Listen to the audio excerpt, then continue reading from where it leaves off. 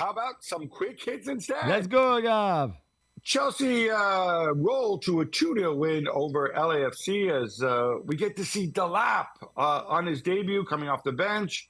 Just no miracles from not one, but two French World Cup winners for LAFC. Yeah, although I thought they played okay in that second half. Denis Bouanga, who's not one of the two World Cup winners, obviously, that you mentioned, who are Hugo Lloris, who played the whole game, and Olivier Giroud came on at half-time.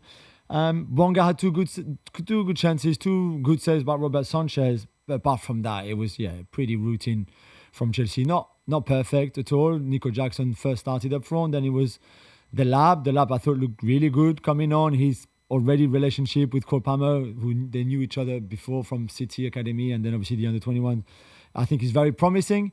And we saw a bit of kind of argy-bargy between Bouanga and Neto and celebrations and things like that, winding each other up, which I think is really cool. So I enjoyed that game, Gavi.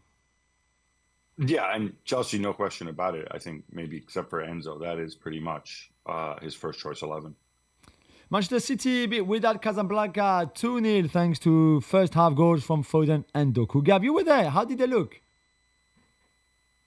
So they look like they're a lot more talented than the opposition. They had Reinders and Ryan Cherky starting. They looked an absolute mess, like an absolute cluster mess at the back.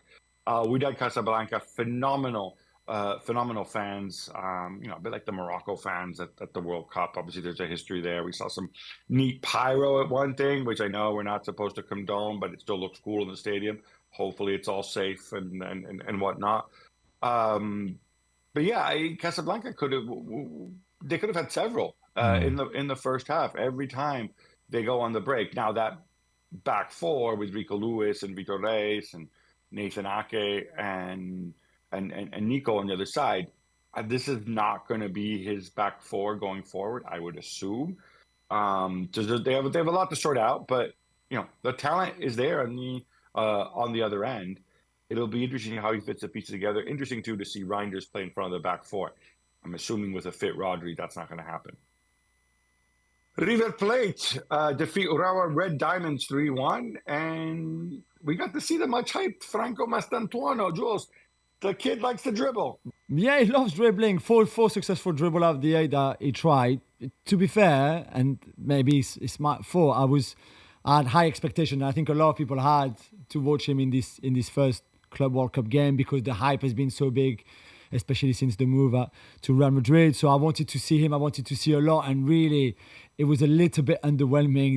There was some good moments, and you could see that he's special on the ball, of course, that left foot, his first touches, what he does. He clearly has a lot of personality as well on the pitch. He switches the ball to Acuna on the first goal, for example, which is great. There's a shot straight at the keeper, but there was not much else really in his performance. So he's still very young at 17. There will be more. There's more to come from him. But I was just, because we hyped him so much, like Estevao with Palmeiras a few days ago, and we wanted to see, and then we didn't see much. I was kind of left a little bit, okay, let's wait at the next game. But yeah, good win for River. Good performance. They're very solid. They're a good team. Cachardo doing another good job again.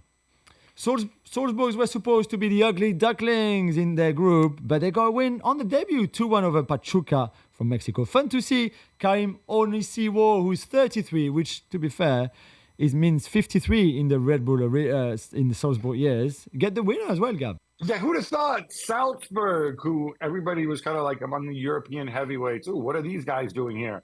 And of course, coming off that awful season that they had. And then when I saw Onisiwo, or when I heard the name Onisiwo, I said, "Oh, can't be the same guy. Must be his son, perhaps, or a different Onisiwo." But no, it's him. They turned it around.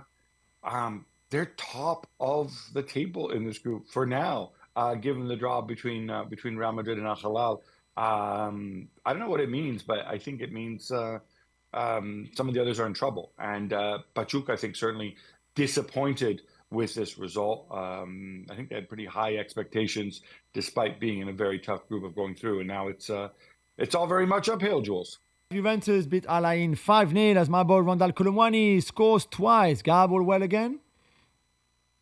Halle were really, really bad. Juve scored straight away, and it was all downhill from there. I don't know how much you read into it, but it's important. Confidence boost. Chico Conceição played well. Kalen Yildiz was unplayable.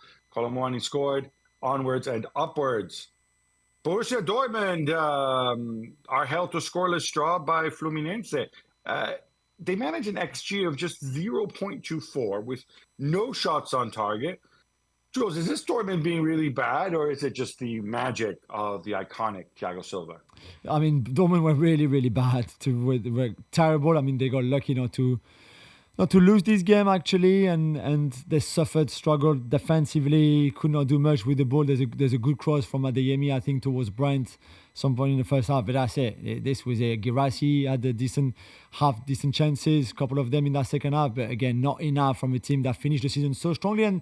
But maybe it's normal. Maybe it's normal after a month without football that they are a little bit rusty and things like that. We've seen that with other teams, so I was not maybe too surprised in a way to see them stuttering a little bit there. And for Thiago Silva, it's just beautiful to see him. He's playing deeper and deeper and deeper, really. And part of it is tactically, part of it is the rest of it is him just not being able to run so much anymore. But he's great, and this Fluminense team was quite nice to watch, to be fair.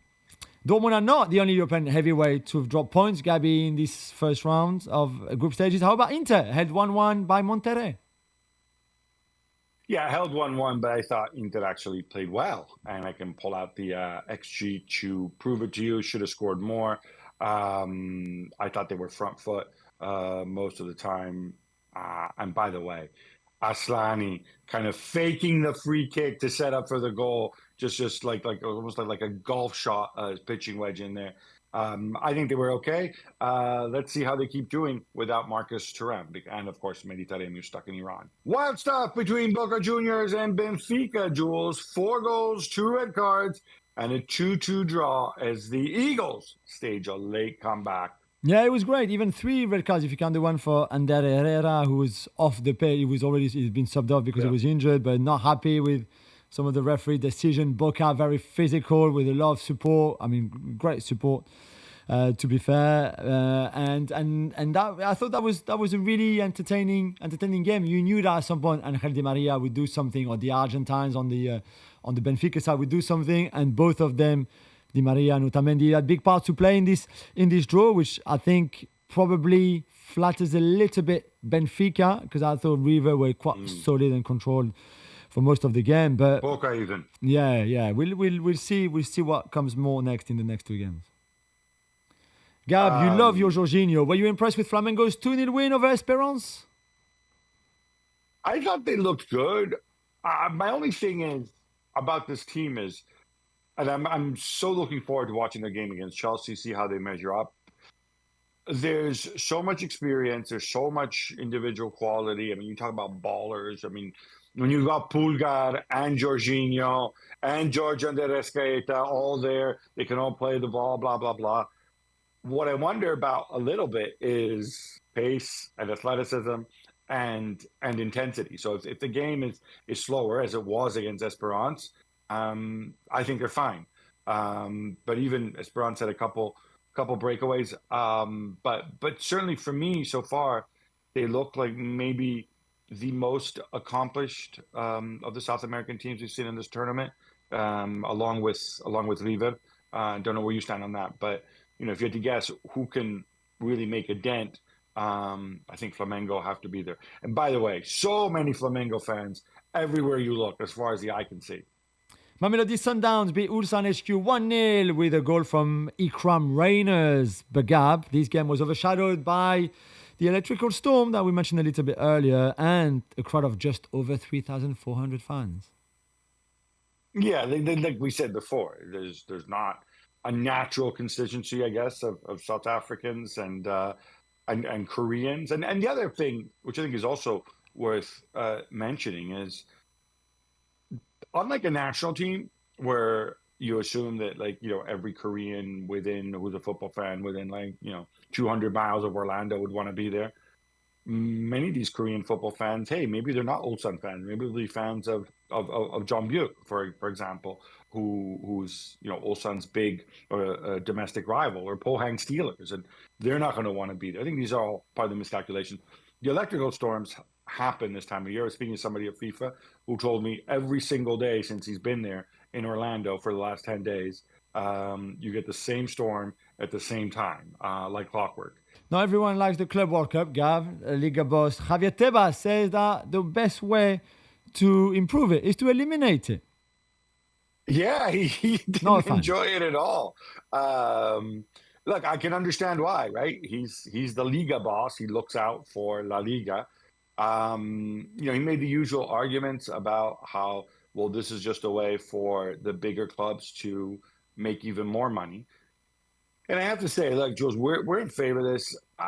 He does have the point here that, the big European clubs essentially held FIFA to ransom in terms of negotiating a much higher prize money for themselves. And you can say, in a free market, from a business perspective, they're absolutely allowed to do that.